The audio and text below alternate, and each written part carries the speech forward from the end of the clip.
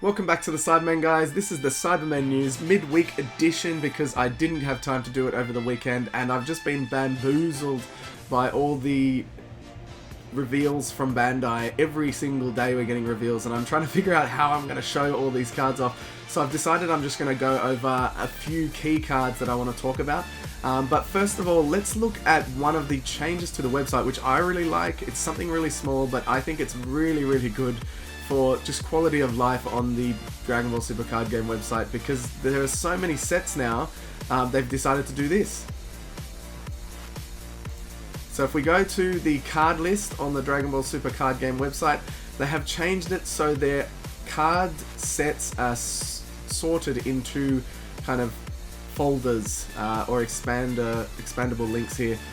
Booster packs, decks, theme boosters, draft box expansions, and then promotion cards is still just one click away. So it's just really, really good. I don't know if anybody's really noticed this, but I use this a lot when I'm making my videos, and just having to scroll through, imagine all these being expanded here. It can really, why do I keep clicking on Battle Evolution? It wants me to look at it. It can really stuff you up, just having so many here. It just takes a while to go over, as you can see here. Like, I'd be scrolling through the whole page, which is what it used to be like. So it's nice just having it set up properly with folders or expandable lists here of all the sets. So that's something really cool. Thanks Bandai for the quality of life update. Alright, now I'm going to go over a couple of the new sets. I'll probably go over them via the leaders because, as you can see, the archetypes are all over the place. But we have a Sin Shenron leader again. Just when Bandai had finished with the yellow Sin Shenrons, or so we think, they decided that they're going to make a whole new archetype based around him. I mean, come on guys, Zeno Sin Shenron now. You know, whatever. It's a cool, cool kind of concept. This is like a mill deck almost. But you mill yourself and your opponent here, but you're able to put your own cards back in your deck. It's very, very interesting. I just wish they chose a different set of characters, but I'm very particular about what I like in terms of characters, so I'm sure a lot of people like Sin Shenron. I know Stu on my team loves the Shadow Dragon, so there's that. The leader has blocker, which is really cool, and you're able to use a lot of the extra cards in this deck without paying for them. Using this activate battle, activate main. So it's really interesting, and a lot of the extra cards in this deck, or all of the extra cards in this set, actually have a trait, Shadow Dragon, which we haven't really seen since Desire, which is interesting as well. So cool to see. That's the Sin Shenron deck. I'm sure we'll go over that a bit more once we have a full set of cards and I can start building. I know one of my teammates, as I said, is really keen on that. There's a couple of cool other reveals in terms of promos. We've got a Shenron Unison. Look at that card, like, it's beautiful. We're going to have a gold version as well, so it's going to be extremely collectible. And it allows you to play the God Goku cards, which is interesting. The older one, and also this newer Goku card, which is so cool. The artwork on that is beautiful, and I'm really liking it. It's very, very nice. We have a Super Saiyan 4 Gogeta. I can bet my house that this is going to be an SPR, and it's going to be unbelievably cool and probably really collectible as well. Very, very strong card. There's no lock to any type of leader in terms of Saiyan only, which we've seen lately.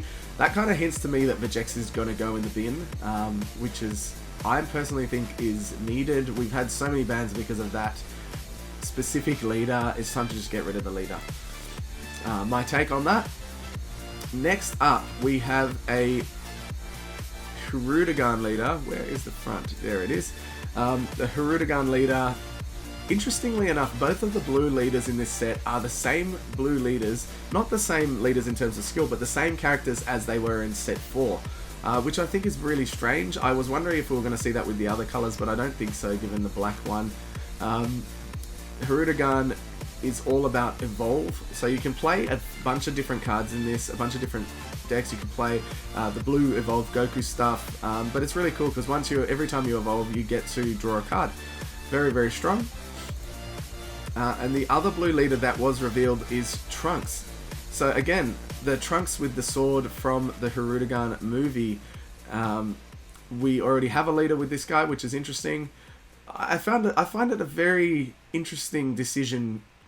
I was speaking to one of my friends, and with the Hirudegarn leader more than the Trunks, we see a lot of kind of green Gokus, for example. But usually when they make kind of random characters like Hirudegarn, like Baby, and things like that, when they make a second leader, they make it a different color. So they've like a red Baby leader. Granted, there's 2 red Baby leaders, but one's bad. And then they made a yellow Baby, and then they made a blue Baby. Whereas Hirudegarn, they made it another blue Hirudegarn. I would have thought maybe they'd make a green one to fit with the blue-green stuff. But it's very, very strange. And same with the Trunks. It's another blue Trunks leader. This allows you to get a lot of Tapion stuff from your deck, and people are kind of upset in my circles that it's not a Tapion leader. But what can you do? So that's the new leaders. Another card I wanted to speak about, let's see if we can find it here, that kind of hints to me at the ban list. This card here, Rebellu Meticulous Investigator, really looks like it's geared towards stopping Mecha Frieza, which is very strange. Now, it's strange because we expected Mecha Frieza to be really neutered or banned. A lot of people expected that because it's just been destroying, like the old Mecha Frieza did. It just does something that really kind of breaks the game in terms of playing cards for free. Whereas this card, if your opponent activates a activate skill on an extra card with an original energy cost of 1 or 2 that doesn't have a keyword skill or special trait from their hand without paying its energy cost, they may pay the energy cost of that card if they don't draw 2 cards and play this card from your drop area in rest mode, blah blah blah blah. So much text. But what this is saying is, if your opponent has a Mecha Frieza leader, essentially uses, say, U9 Assemble without paying for it, then you get to draw 2 cards or play this. Now, I don't think that's a silver bullet for Mecha, but because they can draw so much more even if you do that. It's annoying that this plays in rest mode as well. You'd think it would play in active since it's a blocker, but it's very strange that this card exists if Mecha Frieza is going to be banned, so I don't think it is, personally. And the other thing is, I initially saw this and thought, oh, it works against the Shadow Dragon deck that I just talked about, but it actually doesn't, because it says that doesn't have a keyword skill or special trait. All the Shadow Dragon cards have a special trait, so this doesn't neuter that either. So it really only feels like it's attacking Mecha Frieza in terms of meta decks anyway. So that's really interesting. There's another card. Let me just see if I can find it. I can't even remember. And the other card is this Vegeta, which I wasn't able to find on their on the Facebook, but this card just seems like it really stops a certain deck. Let's have a look at it. Counter attack, limit 1. If your leader card is blue, negate the attack, then play this card in rest mode. If you negated a leader card's attack with this skill, your opponent can't attack with their leader card for the turn. So interesting that this seems, especially with the permanent, which allows you to play it for free if you use Spirit Boost 2, which is removing 2 markers from your unison. This seems to counter Green Gohan, which is another deck that people have been talking about maybe being banned. And the fact that they have this, it obviously does affect things like the Yellow Baby. There are other dual attack leaders, Mecha Kabura, and things like that, but just very, very interesting that they're printing things like that if they're planning to ban Green Gohan. But anyway, that's neither here nor there. I'm just guessing. It may not have anything to do with it. Same with the previous card, but really, really interesting insight, at least, into maybe what Bandai are thinking in terms of stopping cards. And that's it for the Saibamen news, guys. There's not too much going on in terms of drama this week, which is good and a bad thing. It's not as spicy for you guys in watching, but it's also good that the community is doing well. So thanks for watching, guys. Let me know what you think of the video. If you want to see more Saibamen news and more spicy stuff, I'll see what I can find. Thanks for watching, as always. Cheers. Thanks for watching. Thanks for supporting, guys. If you want to help support further, jump in the link in the description below to palmsoffgaming.com.au. Look for your grading needs, for your folders, for your binders, and put the code Saibamen in the checkout. It helps me out. It helps you out. You'll get 10% off. Really, really awesome.